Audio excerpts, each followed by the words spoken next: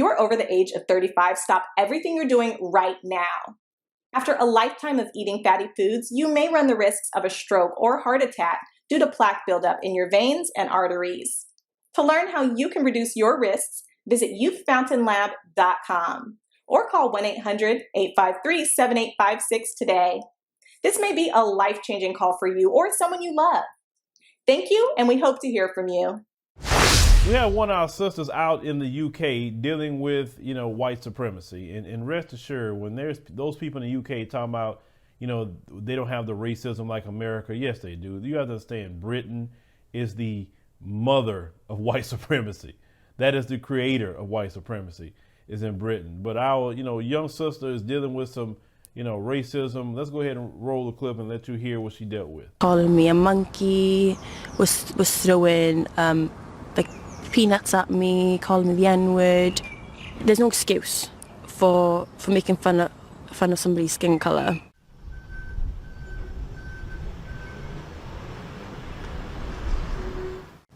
I'm still a bit upset about it, but I am a bit angry about it because I feel like I haven't done anything wrong. I can't help the colour of my skin, and it makes me feel deflated, that I don't want to be here and I just want to move. I feel sad, I feel frustrated, I feel anger, I feel like you do everything to protect your kids and then it seems like you're not getting anywhere, it's not good enough.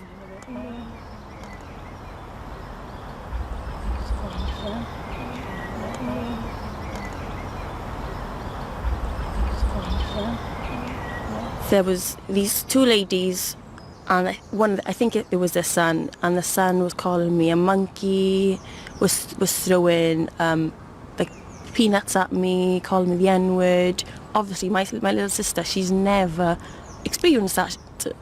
It's not something we teach at home either. And when we had to go home and tell my mother, my sister couldn't wrap her head around why they went and called her sister a monkey and the N-word, and she got very upset over it as well.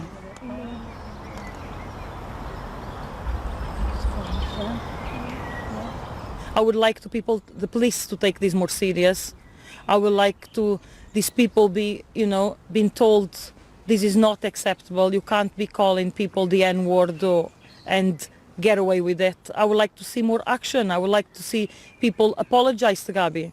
It's been a week, and I think it is a big issue, and they should have phoned, and they should have dealt with it much faster than what they did.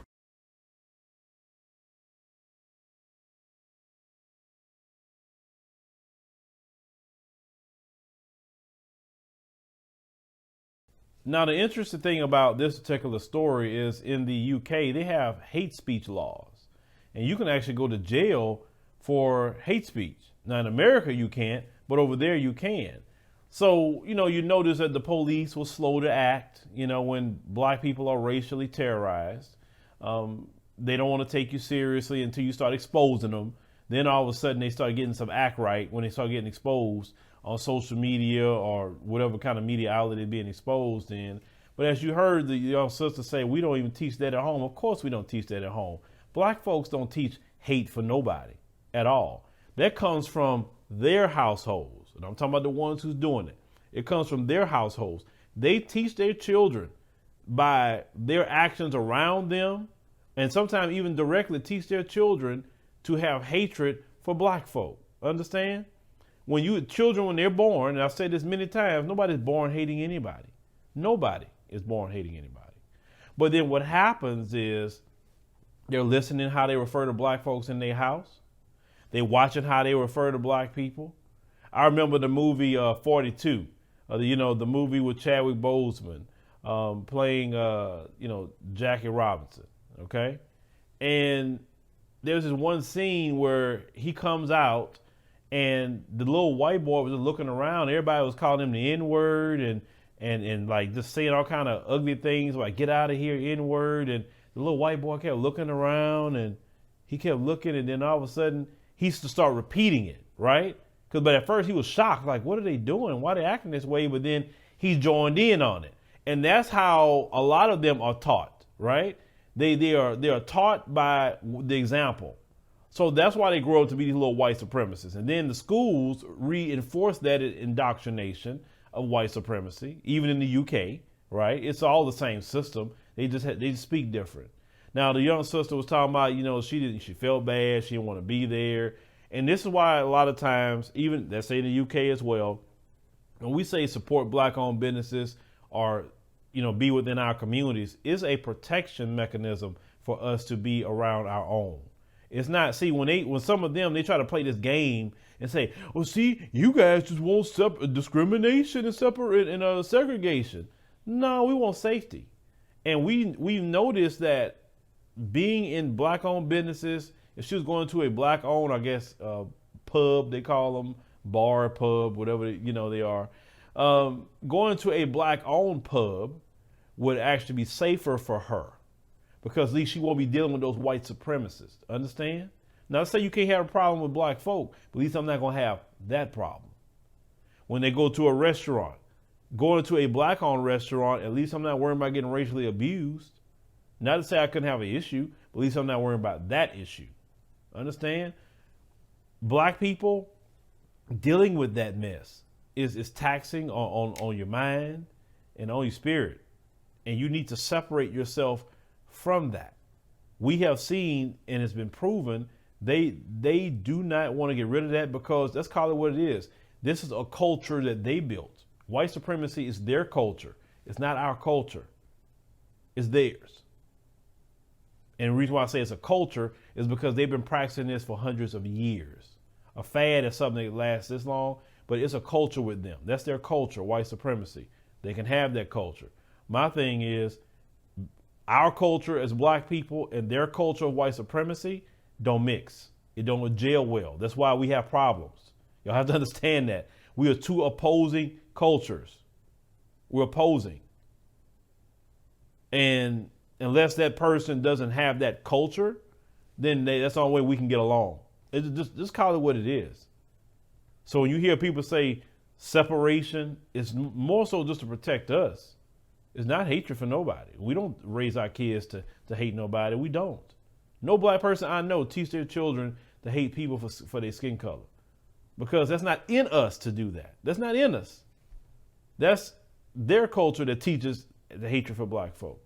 And they're not the only ones. Of course, we've seen anti-black racism in different Asian groups, Arab groups.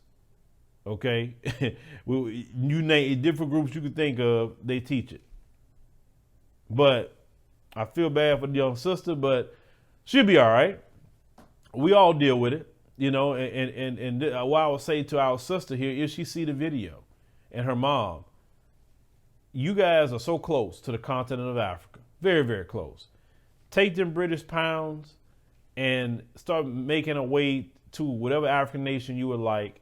Build up your home, get some land, do whatever you want to do. But get you a place on the continent of Africa. You won't have to deal with that no more.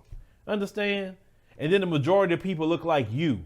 You know how good that feels? I know how it feels to be in Africa, and everybody, African nations, when I'm in Ethiopia, everybody looking, black like me. In Kenya, everybody looking black like me. I'm not the minority anymore. They're the minority when you see them. And they have a different attitude a lot of times when they're in the minority versus when they're in the majority. So get connected to the continent. We ain't got to subject ourselves to that. You don't have to. Some folks want to have that my bones are buried here crap. Okay, like I said before, let famine hit America and let's see how far your bones are buried. You be the first one out of here quick as possible. Tell me, hey man, how's it going on over there in Africa? I know black folk. As long as you comfortable, you got that mouth. But leave me a comment. Let me know what you think about, this particular story with our sister. Like I said, black folks are dealing with it everywhere of the world. And we see it, we definitely gonna talk about it, because our people globally need to understand you're dealing with a global evil. It's not just relegated to the U.S. In search of a financial opportunity to pay off student loans, a young black American woman moves to South Korea to work. As the author, Bootsy W. recalls culture shock and fun adventures in a country far from home. She's also faced with anti-black racism and featureism, quickly learning that white supremacy is practiced not only by whites, but by those that are categorized as people of color. Based on her 10 years of living abroad, the book Ago Igo compares and contrasts Korea versus the United States on subjects such as code, communal living, racism, effective protests, global alliances, warrior class, music, political correctness, health, aging, money, and the coronavirus. This blunt memoir is uncomfortable, humorous, and educational. Help fight propaganda and mainstream agendas by picking up a copy of Ago Igo on Amazon.com. Thank you for watching, and make sure you subscribe to our YouTube channel and check out the African Diaspora News Channel app in the Google Play and Apple App Store.